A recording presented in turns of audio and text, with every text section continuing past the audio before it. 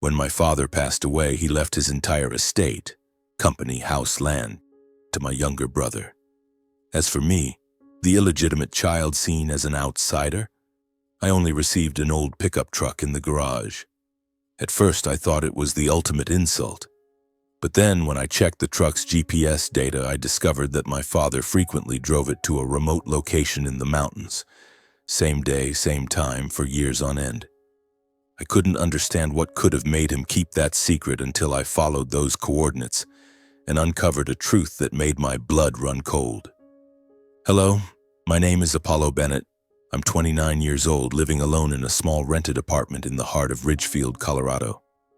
The apartment isn't anything special, just a cramped space with a small living room, an outdated kitchen corner, and a single bed pushed against the window. But for me, it's a place where I can breathe, where I don't have to face cold stares or words sharp as knives. I work at Charlie's Auto Repair Shop, a small garage at the end of Main Street where the smell of motor oil and the clanging of metal are my daily companions. The job isn't glamorous, but it keeps my mind clear, my hands busy, and my heart from dwelling too much on old wounds. I'm the illegitimate son of my mother, Avery Bennett, from her first marriage. I carry her last name, a name I've always been proud of, though it often comes with probing looks from others. My biological father? I don't know much about him, only what my mother told me a few times, that he left when I was too young to remember his face. Perhaps because of that, I grew up feeling like a misplaced puzzle piece in the family picture. When my mother remarried Pedro Morales, I thought things would change. I had hoped as a child dreams of a complete home, but that hope quickly evaporated like a drop of water on parched ground. Pedro Morales, my stepfather, 61 years old, is a man of Latin American descent. To me, he was a stone wall. Tall with a deep, heavy voice, he always carried the authoritative air of a patriarch.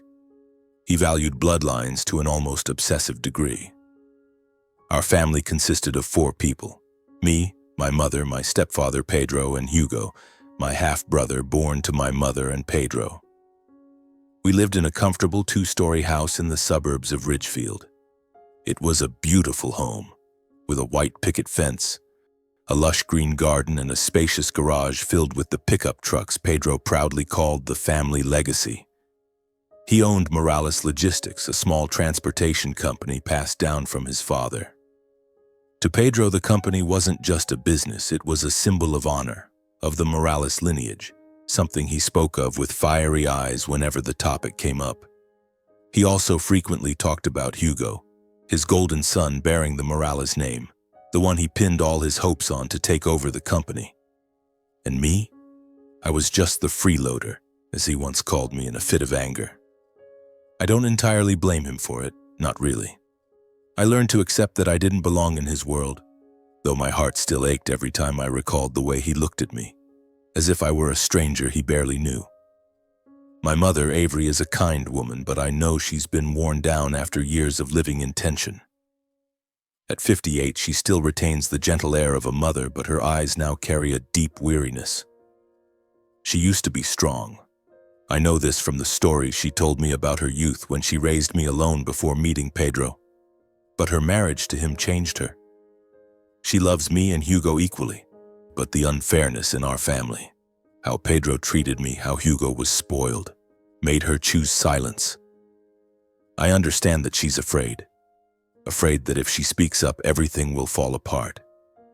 She's the only bridge between me and Pedro, but I feel that bridge is as fragile as a thread about to snap. Hugo, my younger brother, is 4 years my junior. He's the son Pedro always boasted about, spoiled to the point that I sometimes find him strangely naive. Hugo is confident, ambitious, but lacks life experience. He works at Morales Logistics, entrusted with important tasks by our father, though I know he's not truly ready to run an entire company. To me, Hugo isn't exactly a bad person. He doesn't have any overt malice, but his condescending attitude, the way he looks at me as if I'm an outsider not bearing the Morales name, makes me keep my distance. Once I overheard him joking with friends, calling me the unofficial brother. He laughed loudly, but I quietly turned away, feeling as though an invisible knife had lodged deep in my chest. As an adult living independently, I still visit my mother on weekends. During those visits, she hugs me tightly and smiles. Pedro, meanwhile, remains the same, stern and cold, just as I remember him. I'm not one to complain. I live a disciplined life, work hard, and hold on to my self-respect. I don't need Pedro's acceptance, but I can't deny that a childhood without a father's love left a deep wound in me. It doesn't flare up or scream, it smolders like a small flame burning endlessly in my chest. I've learned to live reservedly, speaking little. Not because I have nothing to say, but because I fear my words might hurt my mother, the only person who has always loved me unconditionally. In recent weeks, when I visited my mother, I noticed that Pedro was no longer the same. He used to be the man who hosted lavish parties at home, inviting friends over to drink and boast about Morales logistics. But now he had become quiet.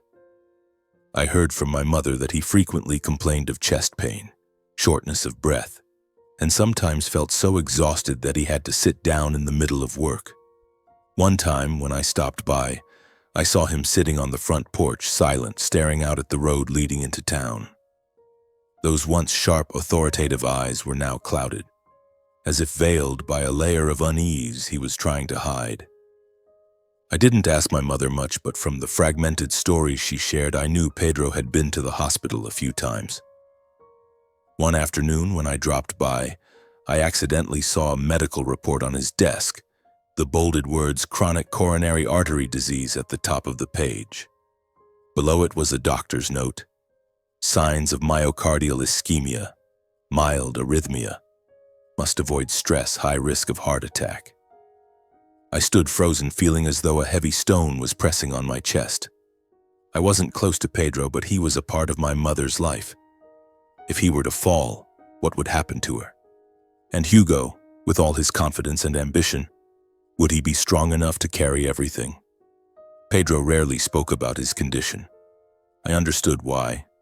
He was a man who controlled everything, from finances and work to the smallest decisions in the family. Admitting weakness was tantamount to surrendering the power he had built his entire life. But his silence couldn't hide the truth. He was at risk of a stroke at any moment. I began to notice a new obsession in him, an obsession with legacy. Every time I visited, I heard him talk about Morales logistics as if it were his flesh and blood. He spoke of Hugo with glowing eyes, calling him the heir, the pride of the Morales lineage. I wasn't surprised. Deep down, Pedro had never seen me as his son. I was Apollo Bennett, not Apollo Morales. I didn't carry the bloodline he revered. But every time he spoke of legacy and bloodline, I felt an old wound in my heart bleeding again, though I had tried to teach myself not to care. Then one evening, everything changed forever. That day, I received a text from my mother asking me to come over for a family dinner. I didn't enjoy those evenings, sitting around the table listening to Pedro talk about the company, watching Hugo laugh loudly while I just wanted to eat quickly and leave. But for my mother, I went anyway. When I stepped into the two-story house in the suburbs of Ridgefield, the smell of grilled meat and the soft sound of Latin music from an old speaker greeted me. My mother smiled, hugging me tightly, but I saw exhaustion in her eyes, as if she were trying to hold something together to keep it from shattering. We sat down at the table. Pedro, as always, was at the head, exuding the authority he had never lost, though his face looked more gaunt than before. Hugo sat to his right, excitedly talking about a new company contract. My mother sat across from me, her hands busy arranging plates of food, but her eyes kept darting to Pedro as if searching for something. I ate in silence, trying to ignore the familiar feeling of being out of place creeping up in my chest. Then Pedro suddenly stopped eating. He set his fork down, cleared his throat, and the room fell silent. "I need to say something," he began, his voice low and deliberate. "My time may not be long." I looked up, my heart pounding. My mother froze, her face paling, her hands stopping mid-motion. Hugo stared at his father, his eyes a mix of worry and confusion, as if he couldn't believe what he had just heard. A cold shiver ran down my spine, but I didn't know how to react. Pedro continued, his tone reassuring. "It's not serious. It's just, I need to settle things before it's too late. I want to talk about the heir to my legacy." He went on, his voice growing firmer as if he had rehearsed these words 100 times in his mind.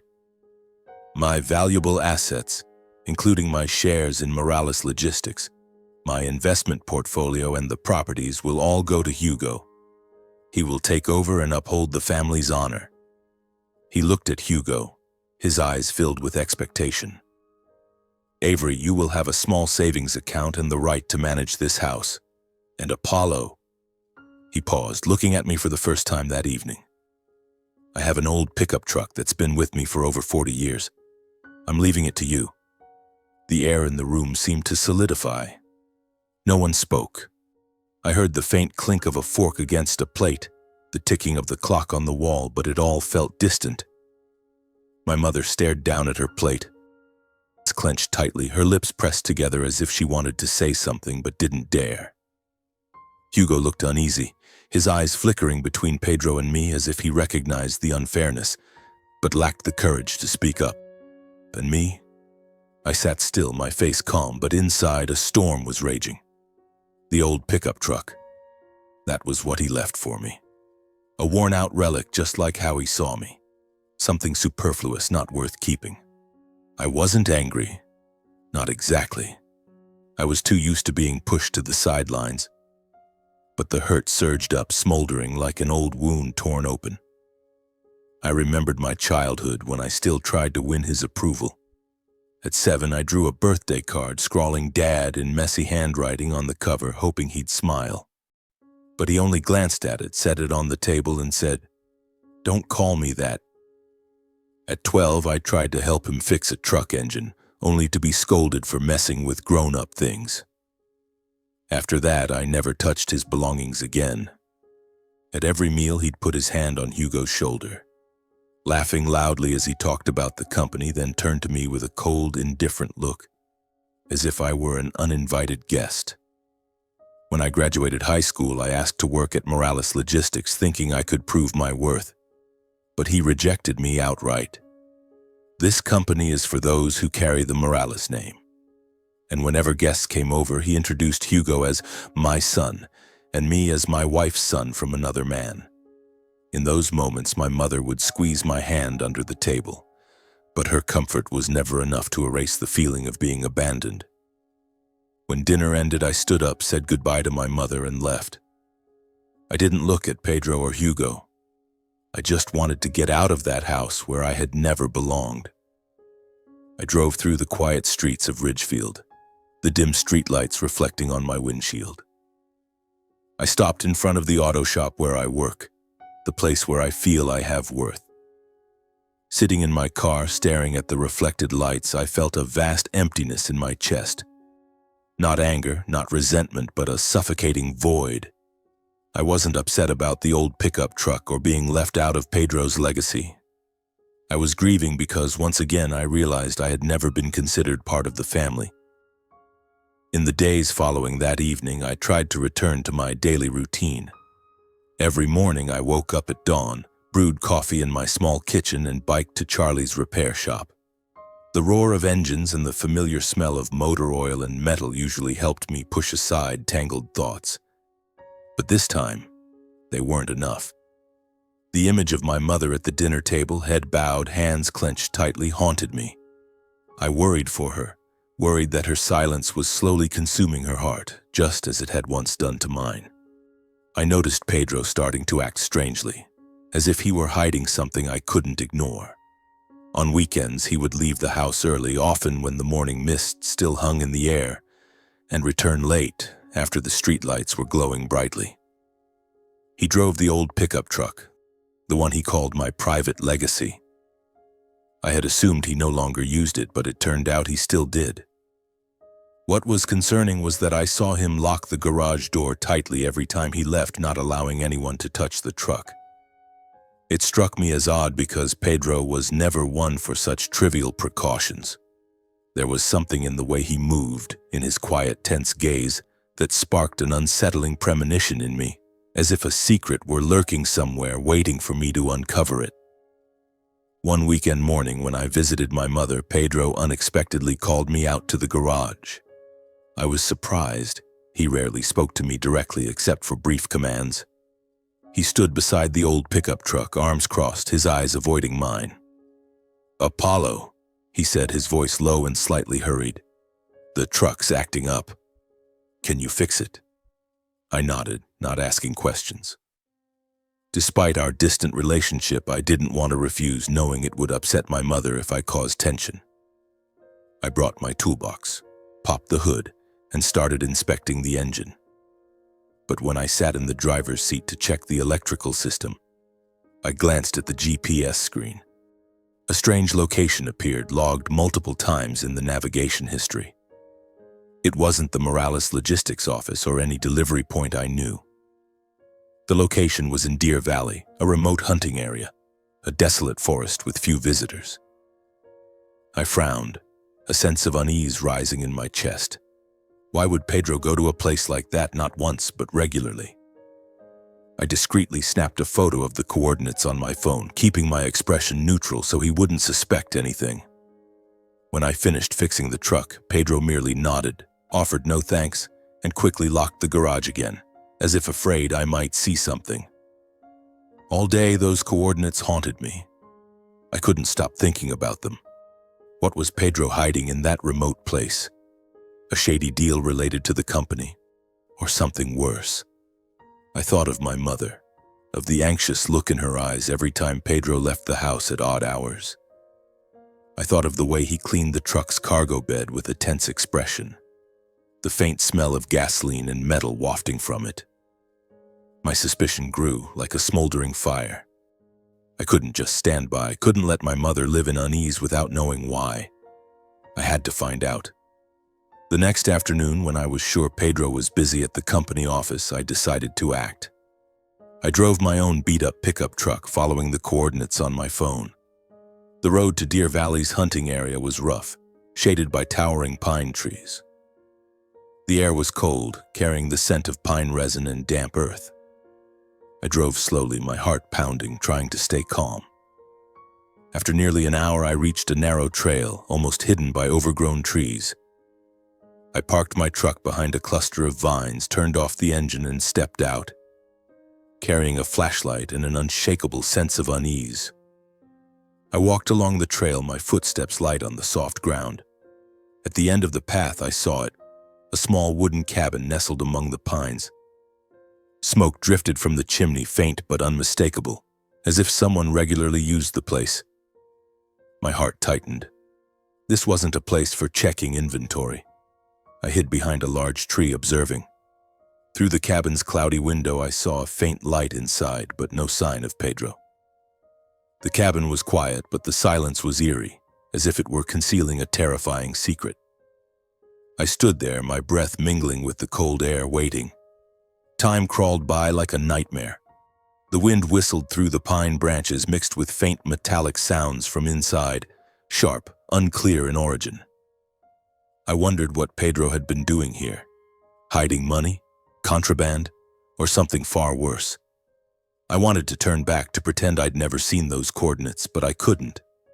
Not out of curiosity, but for my mother. If Pedro was hiding something, I needed to know, for her, for the truth she deserved.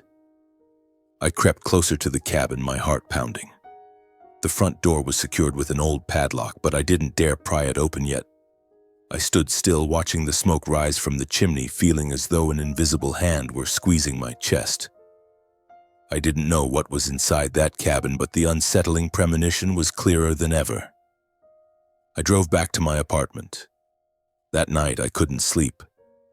The image of the wooden cabin, the coordinates on the GPS, and Pedro's tense gaze replayed in my mind over and over. In the nights that followed, the image of the wooden cabin haunted me like a shadow. Sometimes I dreamed it concealed a hidden treasure, something my stepfather had deliberately kept secret for years. But other nights, the dreams turned darker.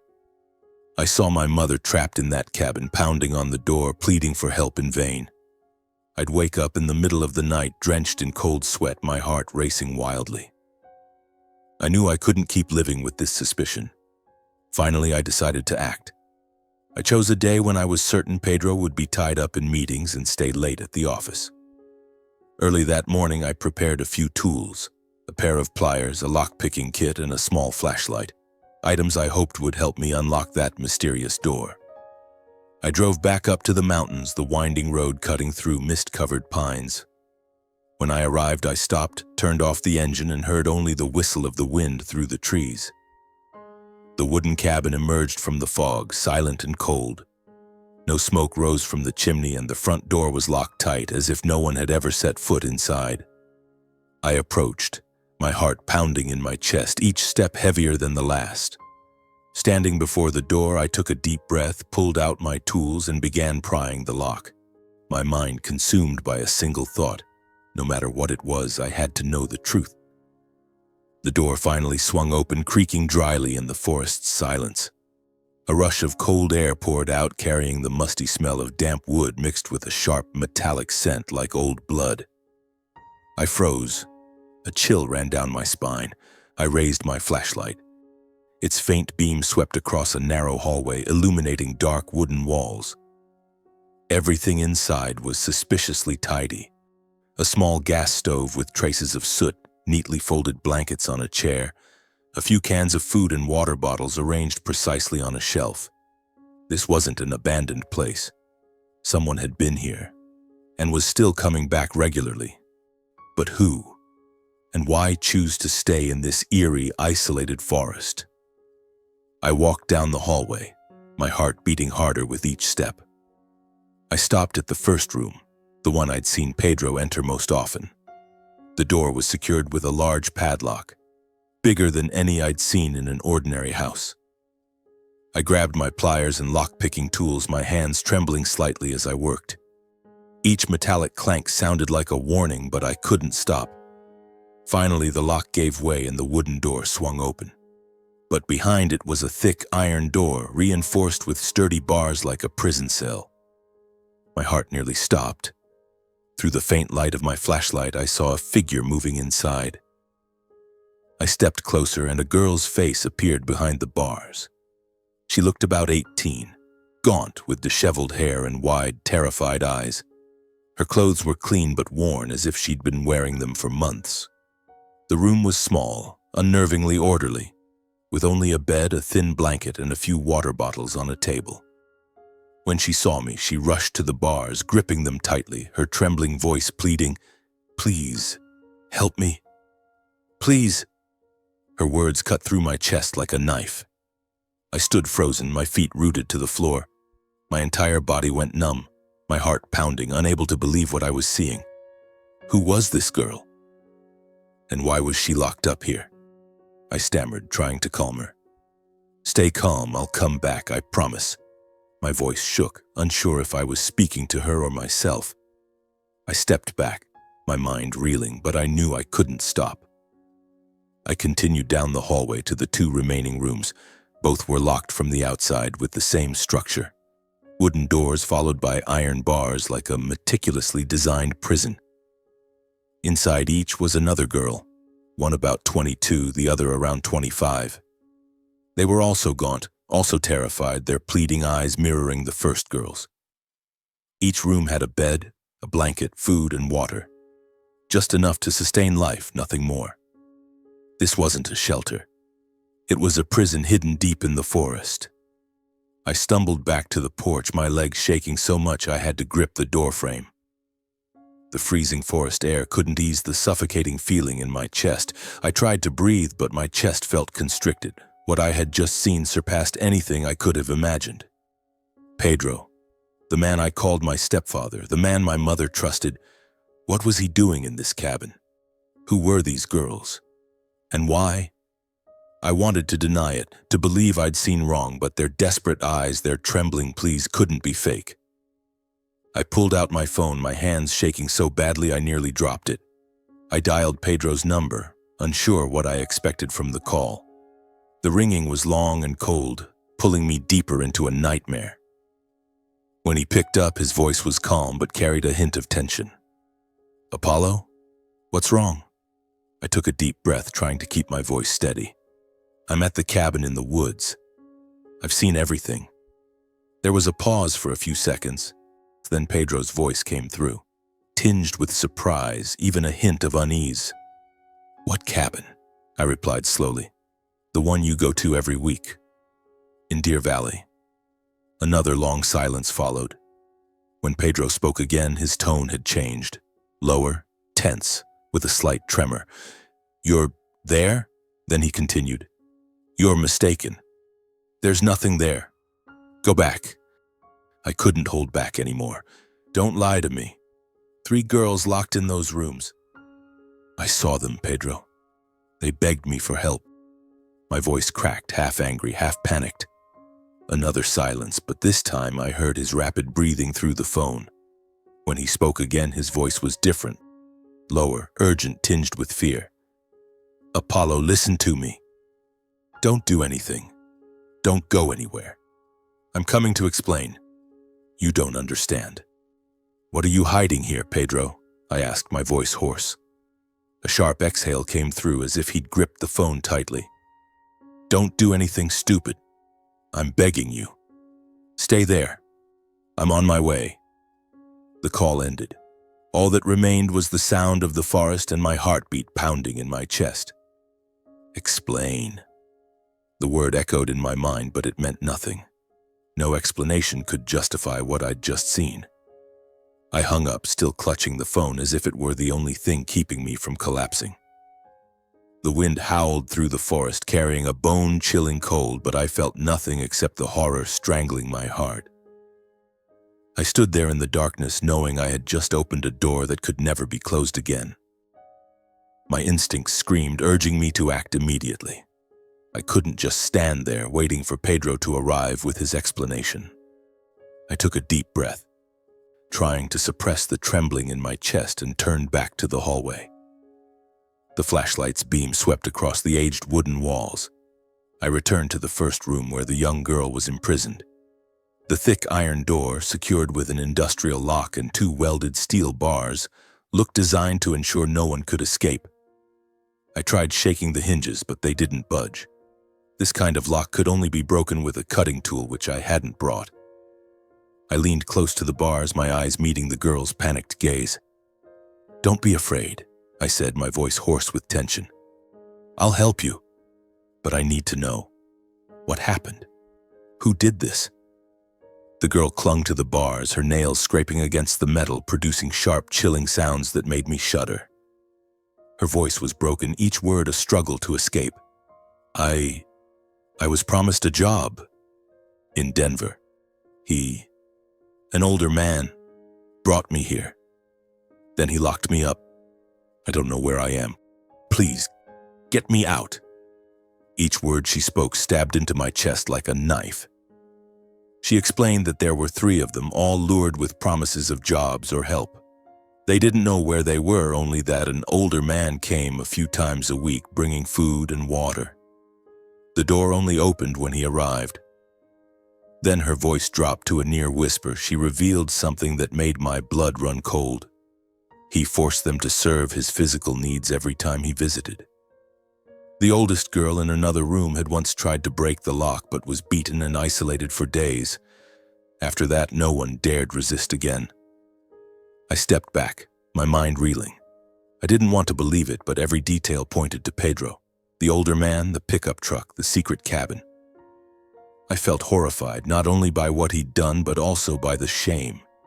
He was my stepfather, the man my mother had lived with for over 20 years. The man she trusted, despite his harshness and control. I continued down the hallway, checking the other 2 rooms. Each was a replica of the same horror, iron doors, bars, and girls with desperate eyes. They told similar stories. Lured, locked up, abused. Every word tore at my heart, making me feel as though I too was imprisoned, not behind bars, but within the brutal truth about my family. I stumbled back to the porch, trying to breathe, but the forest's frigid air couldn't ease the suffocating feeling.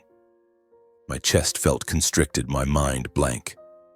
I couldn't comprehend Pedro, the man I'd thought was merely cold and patriarchal, doing this.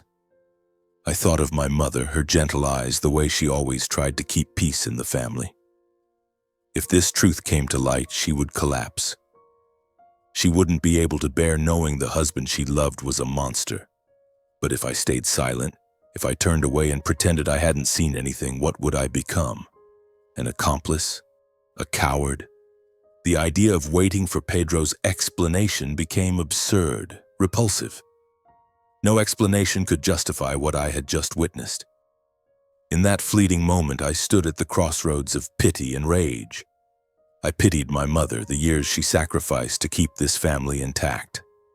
But I also hated Pedro, hated his deceit.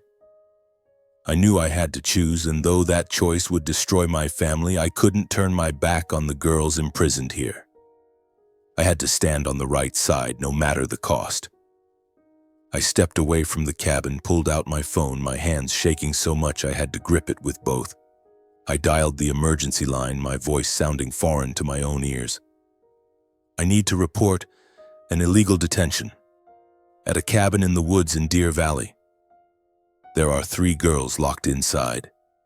Please, send a task force immediately.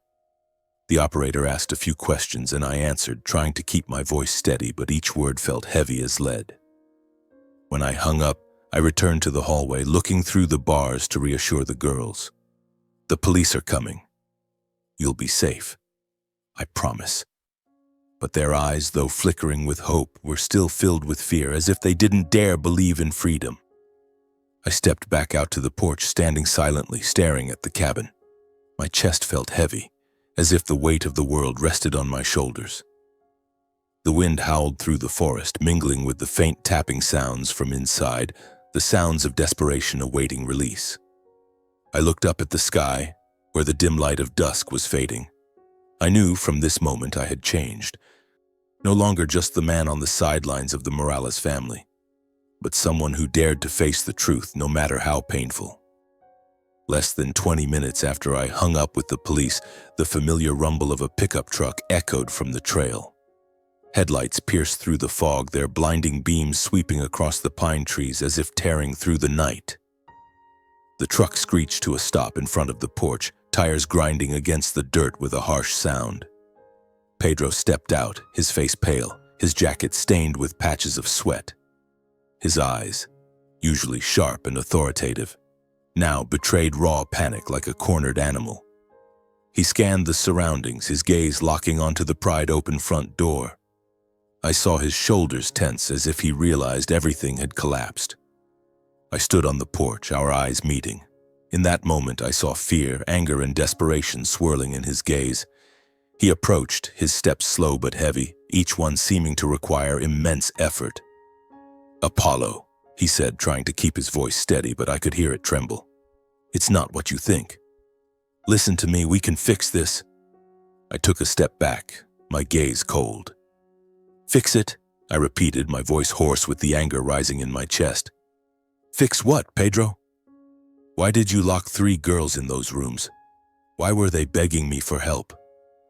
I didn't want to shout, but my voice broke as if all the years of suppressed pain were now erupting. Pedro froze, his face draining of color.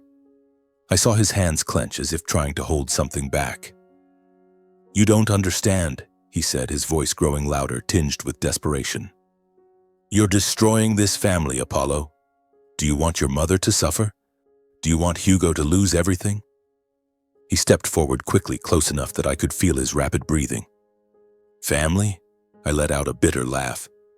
"What family, Pedro? The one you never considered me a part of?"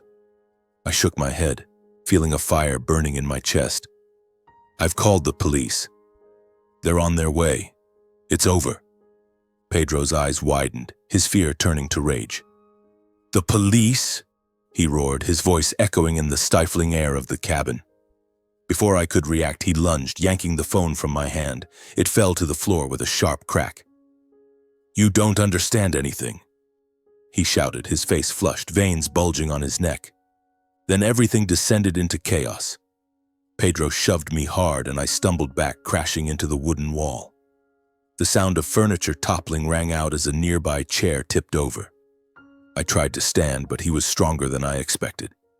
He pinned me to the floor, his hands clamping around my throat, his eyes blazing like embers.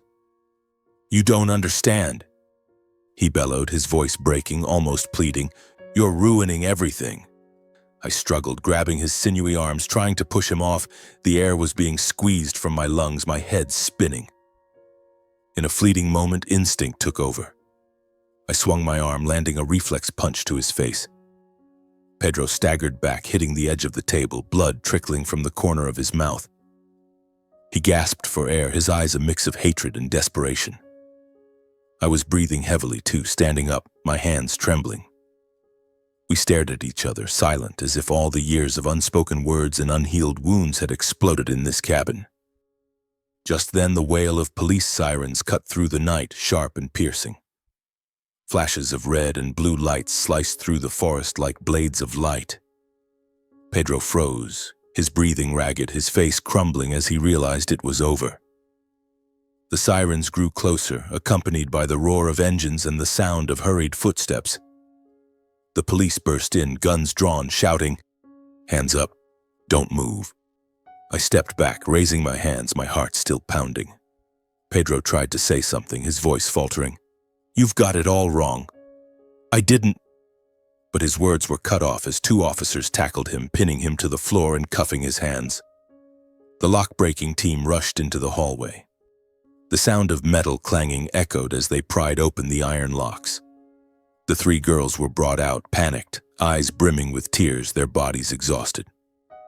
They clung to each other, sobbing, their gazes a mix of gratitude and fear as they looked at me.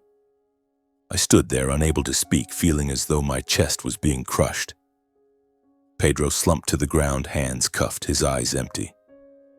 He muttered something, but I couldn't make it out. Perhaps a final attempt at justification, or just the whisper of a man who had lost everything. The police car's lights illuminated his face, the man who was once powerful, now reduced to a criminal. We were taken to the police station to give statements. That entire night, I sat in a harshly lit room alongside the three rescued girls, while Pedro was held in a cell nearby. The rustling of paper and pens, the steady clack of police boots on the cold tile floor, all blended into a jarring symphony of a reality I wasn't ready to accept as true. When I signed the final statement, dawn was approaching. The pale light of morning stretched across the empty streets of Ridgefield, but it brought no warmth. My body was exhausted, my mind reeling from fatigue.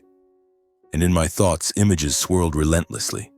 The girl's panicked eyes, Pedro's desperate shouts, and the moment he was handcuffed and led away through the iron door. I didn't want to return to my empty apartment, where only the sound of the wind and loneliness awaited. My mind was consumed by a single thought: my mother. She still knew nothing of the nightmare that had unfolded, and I couldn't let her hear it from someone else. I drove through the thin morning mist, my hands gripping the steering wheel tightly, struggling to stay alert. My cheeks were scratched and stinging from the struggle with Pedro. My shirt was covered in forest dust and dried blood. Mine or his, I wasn't sure anymore. When I pulled up in front of the two-story house in the suburbs, the kitchen light was still on, a faint glow in the darkness. I took a deep breath and stepped out of the car, each step feeling like it carried the weight of a boulder. The front door opened before I could knock. My mother stood there, her face pale, her eyes red and swollen as if she'd been awake all night. When she saw me, disheveled, clothes in disarray, she froze, her hand covering her mouth. "Apollo, what happened?"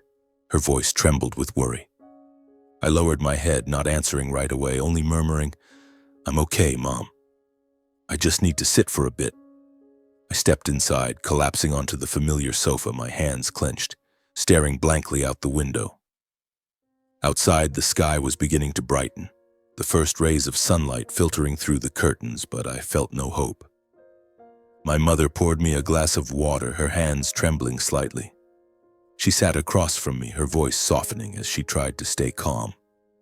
"Is there something you're not telling me, Apollo?" She looked at me, her eyes pleading for an explanation, but also filled with fear of what she was about to hear. I took a deep breath, my voice hoarse as I began. "Mom, I went to a cabin in the woods in Deer Valley. I followed Pedro there. I paused, watching her, seeing her eyes falter when I mentioned his name. There, I found 3 girls. They were locked in rooms with iron bars. They were being held by Pedro, imprisoned, abused. Each word felt like a knife to the heart, and my voice grew shakier.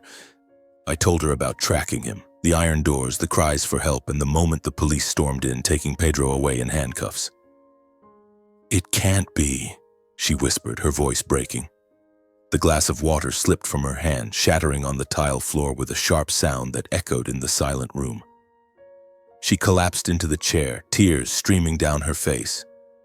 "It can't be," she repeated, as if trying to convince herself it was a nightmare. Then she fell into my arms, fainting, her body trembling like a leaf in a storm. I carried her to her room, laid her on the bed, and placed a warm cloth on her forehead. That entire morning I sat silently by her side, listening to the ticking of the clock, each second marking the collapse of our family. When she woke, she said nothing, just stared at the ceiling, tears silently rolling down her face. I wanted to say something to comfort her, but no words could ease this pain. We sat there in choking silence, like 2 survivors of an explosion, unsure how to move forward. That afternoon, the real storm hit. Local news channels began reporting. Businessman Pedro Morales, owner of Morales Logistics, arrested on suspicion of kidnapping and detaining 3 women in a remote area of Ridgefield, Colorado. The police announced they were investigating the scene and expanding the inquiry. The media quickly dug up every detail, exposing family ties, naming the company, my mother, Hugo, and even me. The news spread like wildfire, social media flooded with images, comments, and ruthless judgments. "A monster," they called Pedro. "A sick family," they said about us. Hugo became the center of criticism. He tried to speak out on social media, posting a shaky status. "It's all a misunderstanding. My father isn't that kind of man." But his tone lacked conviction, as if he himself was beginning to doubt the father he had idolized his entire life. Each post, each comment was like a knife slashing at the family's honor. Hugo slowly realized the truth, that Pedro, the father he admired, was a criminal. Morales Logistics had its accounts frozen, employees quit in droves, and Hugo's close friends began to distance themselves. In just a few days, the pride and status Pedro had built for him crumbled into dust. Hugo withdrew, refusing to leave the house or respond to anyone. The 2-story house now stood eerily silent, like a tomb for the days gone by. My mother sank into a state of silent shock. She no longer cried, but stopped eating, sitting for hours by the window, staring blankly at the garden. I tried to care for her, cleaning the house, cooking meals she barely touched. I tried to maintain the old routine, but everything had changed. A storm of conflicting emotions raged within me. I knew I had done the right thing, calling the police, freeing those girls. But I also felt guilt. It was my hand that ended the life of the man my mother trusted. It was I who pushed this family into the abyss. 3 days after the arrest, when I thought nothing could make things worse, a new wave crashed over us. The Ridgefield police expanded their investigation around the cabin. I heard through a friend in town that they brought ground-penetrating radar and K9 units to the Deer Valley forest. They combed every meter of land, as if certain something else was buried there. Then, on a cold afternoon, they discovered a patch of ground about 30 meters from the cabin, where the earth showed signs of having been disturbed. I wasn't there, but I could imagine the scene. Officers carefully digging, each shovel of damp soil revealing a secret more horrifying than anything I had already witnessed. They uncovered a set of skeletal remains, heavily decomposed, reduced to a grayish-white frame, a few scraps of rotted clothing, and a watch engraved with RM. DNA testing later confirmed what no one dared believe. The remains belonged to Raul Morales, Pedro's father, reported missing nearly a decade ago. When this news reached me, it felt like the ground beneath my feet collapsed. Pedro, the man who had imprisoned 3 girls whom I had thought was merely cold and patriarchal, might have murdered his own father. I sat in my small apartment, staring out the window, trying to comprehend, but my mind was a painful void. Days later, the media reported that Pedro Morales had confessed to his crimes during his first interrogation. According to the police, it stemmed from a dispute over inheritance and assets. That evening, the television broadcast a police statement. In addition to charges of kidnapping and unlawful detention, suspect Pedro Morales is now facing first-degree murder charges, with the victim identified as his father. The news spread like wildfire, shaking the entire town of Ridgefield. People whispered in grocery stores, coffee shops, and on the streets I used to walk. They called Pedro a murderer, a monster. And our family, my mother, Hugo, and I, became the focus of curious stares and harsh judgments. My mother watched the news on the old TV in the living room. As the anchor's voice rang out, she broke into sobs, her hands covering her face. "No, it can't be," she repeated, as if saying it enough times would make the truth disappear. She had lived with Pedro for over 20 years, shared a bed, meals, and moments that seemed peaceful. How could she believe that the man she loved had killed his own father? I sat beside her, wanting to hold her, to say something, but my throat tightened. I could only hold her hand, feeling her trembling, ice-cold fingers. Hugo collapsed in a different way. My mother told me he smashed his phone after reading the online articles, screaming in desperation before locking himself in his darkened room for hours. He had idolized Pedro, seeing him as an unshakable mountain. Now that mountain had crumbled, leaving Hugo lost amid the rubble. I didn't blame him. Hugo wasn't as strong as he always pretended to be. He was a product of Pedro's indulgence and expectations, and now, with everything shattered, he didn't know who he was anymore. I was different. I sat silently, staring at the TV screen, feeling as though my heart was being crushed. I had hated Pedro for how he treated me, for excluding me from the family. But I never imagined he could be this cruel. A kidnapper, an abuser, and now a murderer. I tried to sift through my memories, searching for any clue about Raul Morales. I didn't have many memories of him. He was a quiet, simple man who appeared only a few times in my childhood. But I clearly remembered one afternoon when I was 11. He took me for a walk around the Morales Logistics garage, smiling as he said, "When I'm gone, I'll leave everything to a children's cancer charity. Money shouldn't sit idle in a safe." At the time, I didn't fully understand, thinking it was just the odd talk of an old man. But looking back now, I realized it might have been the root of everything. Pedro, with his greed and blind pride in the Morales lineage, likely couldn't accept his father giving the family fortune to charity. He fabricated a story that Raul had gone away for treatment to cover up his crime.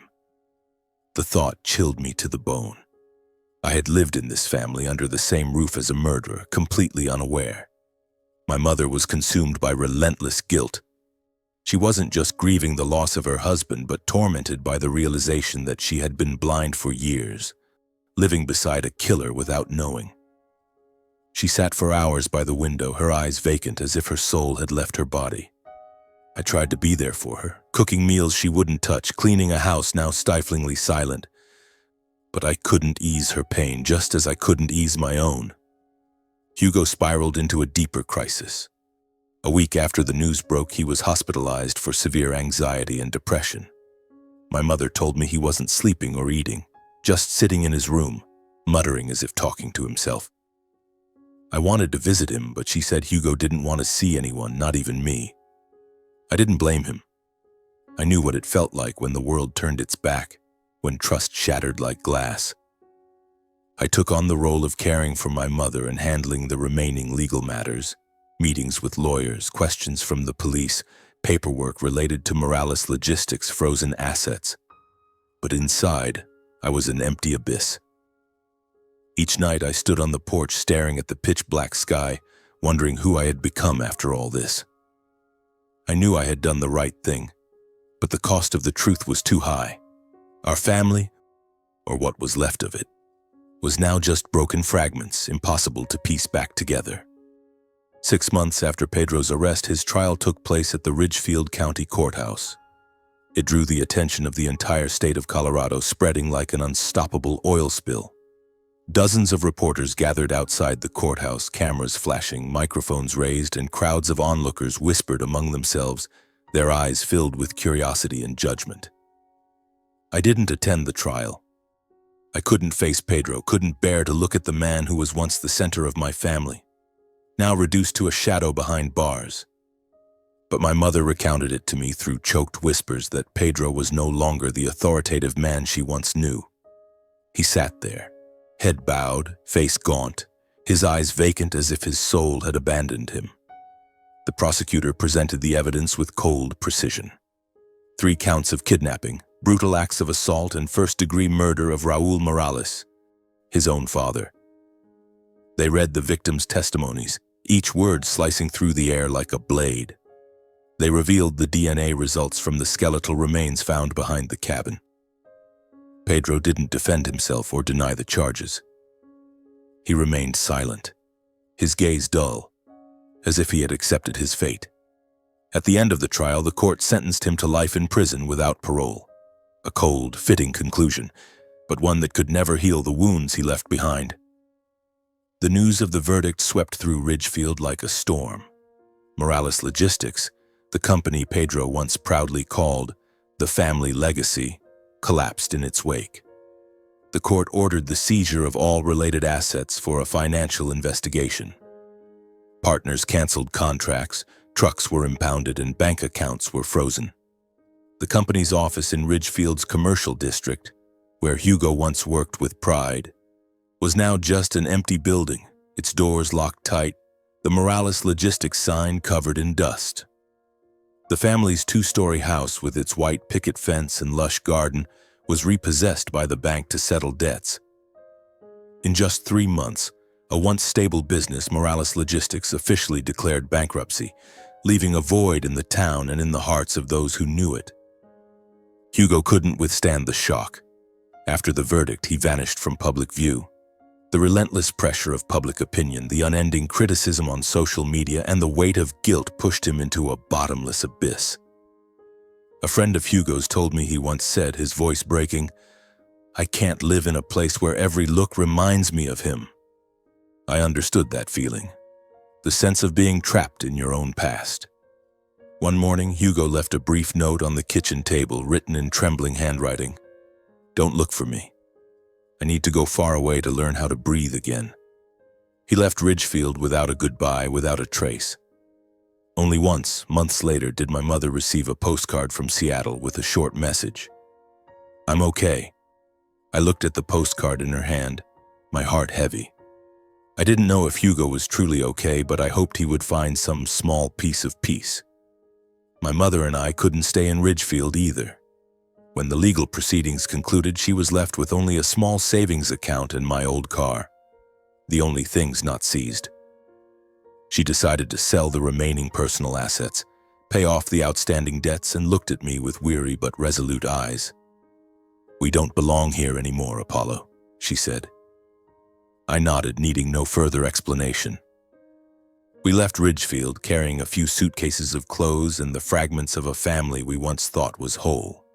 We moved to a small town on the outskirts of Denver, renting a modest single-story house with a red-tiled roof and a small front garden.